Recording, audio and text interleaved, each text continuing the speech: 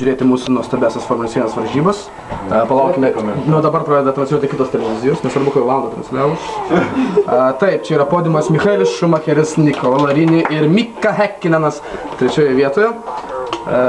Miko Häkkinen labai karštas, sunki buvo kova. Klausomės Vokietijos himno.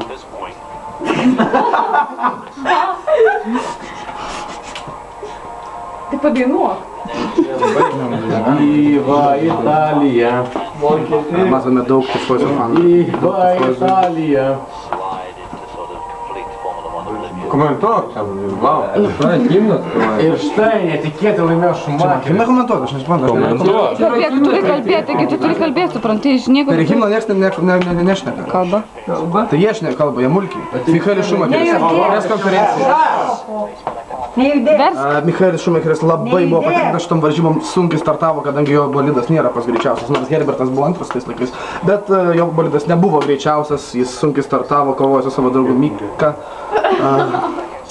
Nu ką, sunkios varžybos, labai sunkios. Tai mano penktasis Formulės 1 penktoji pergalė. Aš ją dovanoju savo žmonai, kurią nulošiau ne Frenzeną. Nepyk Hans Haraldai, bet, nu, aš lyderis, tu ne. Taip.